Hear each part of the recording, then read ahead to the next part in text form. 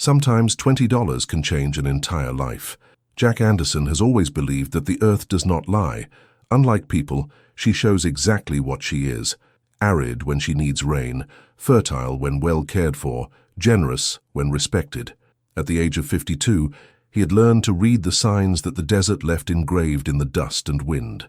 His farm, inherited from his father, prospered modestly in the valley between two rocky hills, where the river still ran clean for most of the year. The cabin came into his life on a Tuesday afternoon, when old Morton decided to get rid of the last properties before leaving for the east. $20 was almost nothing, even by the standards of that region forgotten by progress. Jack examined the yellowed papers and signed without hesitation. It wasn't the rotten wood or the leaky roof that interested him, but the 2 acres of land that came with it. The sun was beginning to decline when he finally headed to meet his new acquisition. The cabin was only 3 miles from his main property, hidden among poplars that had grown wild for decades. The dirt road was little more than 2 parallel trails marked by wagon wheels, covered with dry grass that crackled under his horse's hooves. When the building appeared among the trees, Jack stopped to take a closer look. It was smaller than he had imagined, with walls of trunks darkened by time and a balcony that hung to one side like a wounded man. The windows had lost most of their glass, and weeds were growing around the stone foundation. But there was something about this place that she couldn't define, a sense that the cabin held secrets deeper than apparent abandonment. He dismounted and tied the horse to a fence post that still stood up. The silence was absolute, broken only by the whisper of the wind among the dry leaves. His boots pounded heavily on the wooden steps of the porch, eliciting echoes that seemed to awaken the building from a deep sleep. The front door was unlocked, as if no one had ever bothered to protect what was inside. Jack pushed it slowly, and the rusty hinges protested with a long, pitiful groan. The interior was plunged into darkness, with rays of dusty sunlight filtering through the cracks between the window boards. The smell that received him was a mixture of old wood, mold, and something more subtle that he could not identify. There was furniture covered in dusty sheets, a wood-burning stove in the corner, and dishes abandoned on a rustic table. Everything was exactly as someone had left it, as if the former residents had simply gone for a walk and never returned. Jack walked through the main room, his footsteps echoing on the creaking floor under his weight. There were photographs on the walls, faces that time had faded into paper ghosts. A narrow staircase led to the second floor, and he could see that there was an attic above, accessible by an even steeper staircase. That's when he heard the sound. It was barely perceptible, like a sigh or the murmur of dry leaves. But there was something human about that noise, something that made all his farming instincts sharpen. Jack remained motionless, holding his breath, waiting for the sound to repeat. Silence! But now he was certain that he was not alone in that hut. There was someone there, hiding somewhere among the shadows and the covered furniture. His hand instinctively moved to his belt, where he used to carry a working knife. He wasn't a violent man, but decades of living on the border had taught him that caution was the difference between seeing another sunset and becoming food for crows. The sound came again, clearer this time. It came from above, from the attic. Jack looked up the stairs leading to the second floor, then the opening in the ceiling where he could see the first few steps of the stairs leading up to the last compartment of the cabin. His farmer's mind calculated the possibilities. It could be an animal that had found shelter, perhaps a raccoon or even a wildcat, but instinct told him that it was something more. He approached the base of the stairs, testing the first step carefully. The wood was solid, despite its age. It began to climb slowly, each movement calculated to make as little noise as possible. The second floor was even darker than the ground floor, with only a small window in the background, allowing a thread of golden light to cut through the darkness. The stairway to the attic was just in front of him, disappearing into the darkness above. Jack stopped at the foot of the stairs and listened again. This time there was no doubt. It was human breathing, slow and regular, like someone who slept soundly. He climbed the first step, then the second. The wood was newer here, as if someone had recently repaired the staircase. This was strange in a cabin that had seemed abandoned for years. On the third step, his head began to emerge in the attic, and he could see the roof beams creating a pattern of shadows against the floorboards. And it was then that he saw her. One woman was lying on a makeshift mattress made of blankets and hay, sleeping so soundly that even her steps had not woken her up. Her brown hair was spread around her face, and she wore a simple dress that had seen better days. Even in the dim light of the attic, Jack could see that she was young. perhaps in her 20s, but what struck him most was the serenity on his face. There were no signs of fear or despair, just a deep peace that contrasted completely with the strange situation in which he found himself. It was as if she had chosen that place to rest, as if the abandoned hut was exactly where it was supposed to be. Jack remained motionless at the top of the stairs, not knowing what to do. Part of him wanted to quietly come down and leave her alone, but another part knew they couldn't just ignore the situation. The woman was on his property now, and he had responsibilities. Also, there was something about that scene that stirred her feelings in a way she couldn't explain. Maybe it was her vulnerability, or the quiet courage she showed in sleeping so peacefully in an abandoned place. Or maybe it was simply the fact that for the first time in many years, Jack Anderson wasn't completely alone. Jack descended the stairs as carefully as he had climbed, each movement calculated not to disturb the silence that enveloped the cabin, like a sacred cloak. His mind worked quickly, processing the extraordinary situation he found himself in. It was not every day that a farmer discovered a woman sleeping on his property, especially in a cabin that had supposedly been abandoned for years. He walked to the second-floor window and looked out through the dusty glass. The sun continued its inexorable descent toward the horizon, tinting the sky with orange hues that were reflected in the distant hills. His horse remained patiently tied to the post, occasionally shaking his head to scare away the flies that buzzed around his ears. The situation required reflection. Jack knew the stories circulating around the region about people going missing, especially young women fleeing arranged marriages or desperate situations in the eastern cities. The territory was still wild enough that one could simply disappear among the hills and valleys, starting a new life away from the troubles of the past.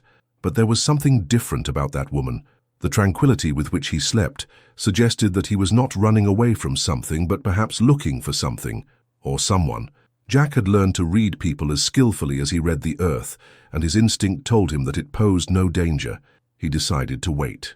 He sat down in an old rocking chair he found on the second floor, positioning himself so that he could observe both the stairs to the attic and the window that overlooked the courtyard. If she woke up, he would be there to talk. If someone came looking for her, he would also be prepared. The hours passed slowly. The sun completed its journey and disappeared behind the hills, leaving the sky painted purple and gold. The shadows lengthened and turned into darkness, and yet there was no movement in the attic. Jack began to wonder if the woman was really okay, or if there was something more serious going on.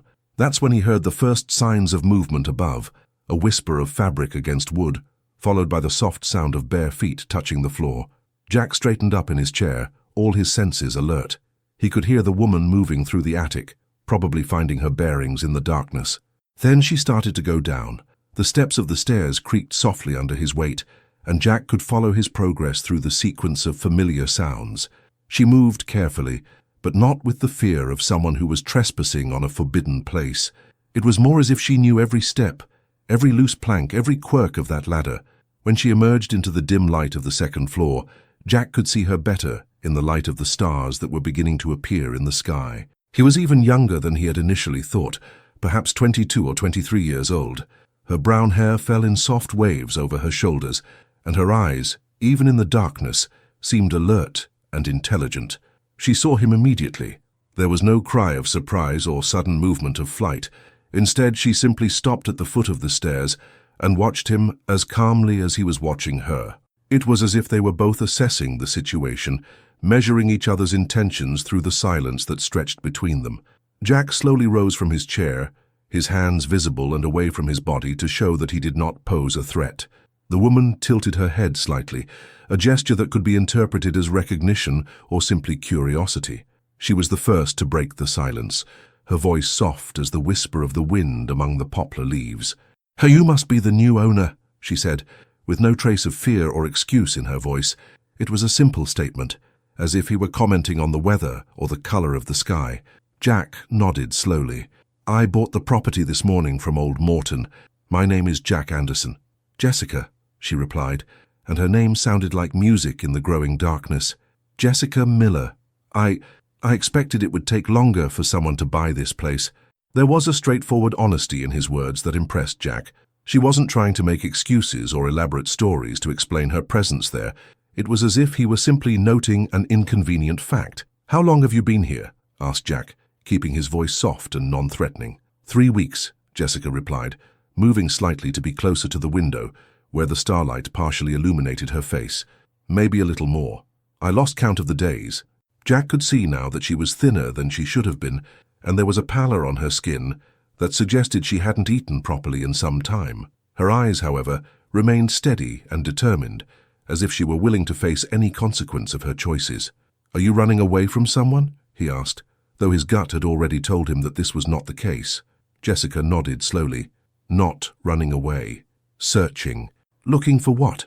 She hesitated for the first time since they had started talking, and Jack could see that there was a complex story behind that simple answer. When she finally spoke, her voice carried a weight that didn't match her youth. "My brother passed by here 2 months ago. He left a message for me hidden in the attic saying he would be back. I'm waiting." Jack felt something move in his chest, a mixture of compassion and admiration for the determination of this young woman.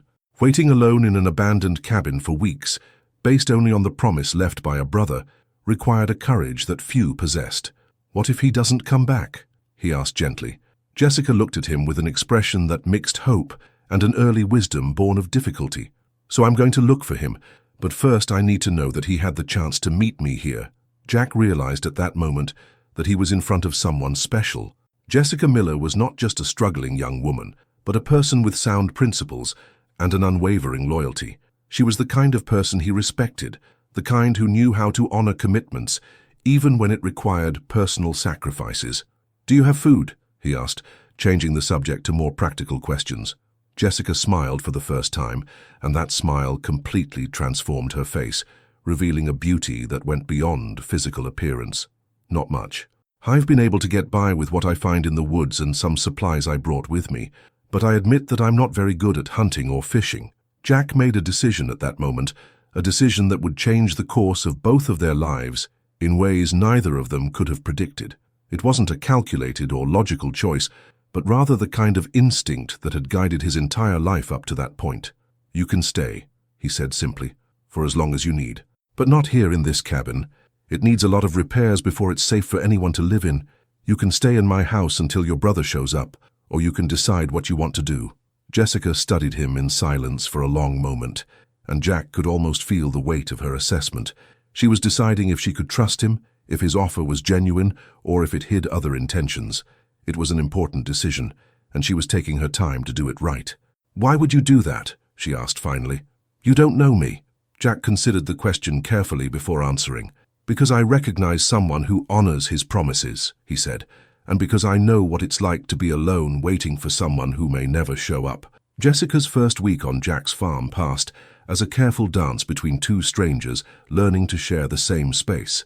She had accepted his offer with the same quiet dignity with which she had waited alone in the abandoned hut, bringing only a small bundle of belongings and a determination that impressed the farmer with each passing day. Jack watched as she moved around the house with a natural grace, never seeming intruder or out of place. Jessica had found subtle ways to contribute without him having to ask. The simple meals he used to prepare for himself turned into more elaborate dishes, seasoned with herbs she picked from the small abandoned garden behind the house. Her clothes, previously always crumpled by the hard work of the farm, appeared clean and folded on the chair in her room, but it was in the quiet moments that Jack realized the true nature of his guest. Jessica would spend long hours on the porch, looking toward the abandoned cabin and the hills beyond, as if expecting to see a familiar figure emerge from the barren landscape. His hands worked constantly, mending clothes or braiding ropes from fibers he could find, but his eyes remained ever vigilant, always waiting. During the day, she accompanied him on some farm tasks, quickly learning the rhythm of rural life. Jack discovered that Jessica had skilled hands and a keen mind for solving practical problems. When one of the pasture fences broke due to an unexpected storm, she not only helped repair it, but suggested a design modification that would make the structure sturdier in the future. The nights were when the longing for his brother became more evident. Jack could hear Jessica walking softly through the room that had given way to her, her footsteps a whisper against the wooden floor.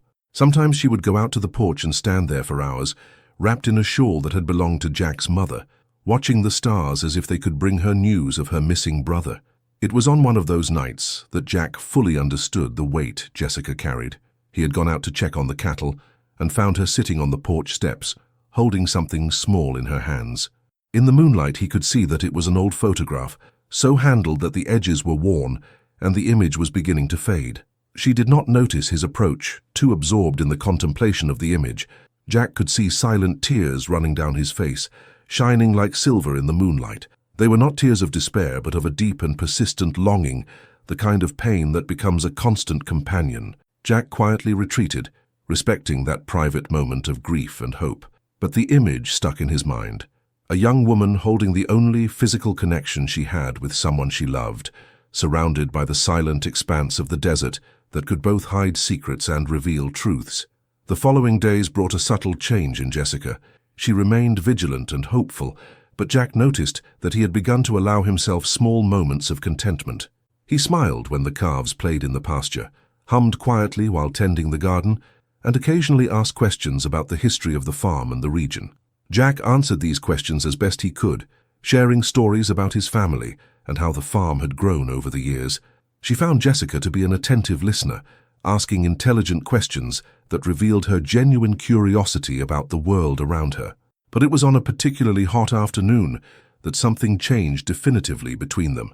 Jack was repairing the well pump when Jessica showed up with a bucket of fresh water and a clean cloth. She didn't say anything, just knelt down next to him and began cleaning the rusty tools with an efficiency that suggested previous experience with manual labor. They worked side by side in silence, their hands occasionally bumping into each other when they reached for the same tool. Jack could feel the warmth emanating from her body, a warmth that had nothing to do with the oppressive temperature of the afternoon. It was something deeper, more human, a connection that was quietly forming between two people who had found comfort in each other's company. When they finished the repair, Jessica stood there for a moment, observing the work they had done together. Jack saw something in her eyes that wasn't there before, a kind of recognition or acceptance that made him realize that she was no longer just a temporary guest in his home. That night, for the first time since she had arrived, Jessica didn't go out to the porch to watch the hills. Instead, she remained in the room, sitting by the fireplace, her hands busy with a sewing job. Jack sat in his usual armchair with a book, but found that he couldn't concentrate on the words printed on the page. The silence between them was no longer fraught with caution or uncertainty. It was the kind of comfortable silence that exists between people who have learned to trust each other, who have found a common rhythm of life. It was the silence of a house that finally had two hearts beating within its walls. The answer came on a Sunday morning, brought by a grey-haired man riding a tired horse. Jack was feeding the pigs when he saw the stranger approaching from the dirt road, and something in his chest twitched. Jessica was in the kitchen preparing breakfast, and he could hear the soft sound of her voice, humming a tune he didn't know. The man dismounted slowly, like someone who had ridden for many days in a row. His eyes were gentle, but they carried the weight of those who brought bad news. When he removed his hat and introduced himself as Thomas Miller, Jack knew immediately that Jessica's wait was over. Jessica's brother had died 3 weeks earlier from a fever that had ravaged the mining camp where he worked. Thomas Miller was a distant cousin who had taken it upon himself to find Jessica and tell her the truth. He had followed the clues left by the young man, inquiring in every town and village, until finally he came to that abandoned hut and found that it was no longer there. Jack listened to the story in silence, feeling as if a heavy stone had lodged in his stomach. It wasn't just sadness over the loss, but the certainty that this news would destroy something precious that had grown between him and Jessica during those weeks. When Thomas Miller finished speaking, Jack nodded gravely and invited him in. Jessica was in the kitchen, arranging wild flowers in a clay pot when they entered. She looked at the stranger, then at Jack, and in her eyes he saw that she already knew. Jessica's tears were silent, like everything else in her nature. She listened to her cousin's words with the same dignity with which she had waited for weeks in the abandoned cabin. There were no screams or fainting, just a deep sadness that seemed to drain all the color from her face. Thomas Miller stayed at the farm for 2 days, long enough for Jessica to process the news and make her decisions. Jack watched from afar as she walked through the fields, as if she were saying goodbye to every tree, every stone, every corner of that place that had temporarily become her home. On the morning of departure, Jessica packed her few belongings with the same quiet efficiency with which she had arrived. Jack wanted to say something. He wanted to find words that would make her stay, but he knew she had to leave. He had family in the East, a life he had left behind when he started looking for his brother. Thomas Miller helped Jessica into the wagon he had brought to take her back. Jack remained on the porch, his hands resting on the railing, watching as she settled among the luggage. For a moment their eyes met across the distance, and in that look he saw gratitude, affection, and something deeper that neither of them dared to name. The wagon slowly drifted away along the dirt road, kicking up a cloud of golden dust that shone in the morning light. Jack remained on the porch until it disappeared completely behind the hills, leaving only the echo of wheels on rocks and the silence that had once again enveloped his house. In the days that followed, Jack found that solitude had taken on a different flavor. It was no longer the familiar loneliness of a man accustomed to his own company, but something more acute, more conscious. The house seemed bigger, the silences longer, the meals emptier. But there was also something new in her life, something Jessica had left behind beyond memories. It was an understanding that loneliness was a choice, not a condemnation, that even a heart hardened by time and circumstance could still be touched by the kindness and courage of another person. 2 weeks after Jessica's departure, Jack returned to the abandoned cabin. It remained exactly as it had been before, with its windows broken and its balcony crooked. But now he saw her with different eyes. It was no longer just an additional property, but the place where two lives had intersected and changed forever. She climbed into the attic one last time and found something Jessica had left behind: the faded photograph of her brother, placed neatly on the pile of blankets where she had slept for so many nights. Next to the photo, there was a small note written in delicate handwriting. Jack didn't read the note right away. Instead, he went downstairs and walked to the balcony of the cabin, where he sat on the steps and watched the sun begin its descent toward the horizon. Only then did he unfold the paper and read the simple words Jessica had left for him. The message was brief, but loaded with meaning. She thanked him for his kindness, for his patience, and for having given him a safe place to wait and cry. It ended with a promise that he would never forget the days they had shared, and a request that he not forget that loneliness was temporary, but kindness was eternal. Jack folded the letter carefully and put it in his shirt pocket, along with his heart, that he had learned, thanks to Jessica Miller, that he could still open up to let in both pain and joy. The desert around him remained the same, barren and silent, but he knew he would never again be exactly the same man who had bought an abandoned cabin for $20 and found much more than he expected. If you liked this part of the story, be sure to subscribe to the channel. That way you always get the next chapters and continue traveling with me through the intense plots of the Wild West.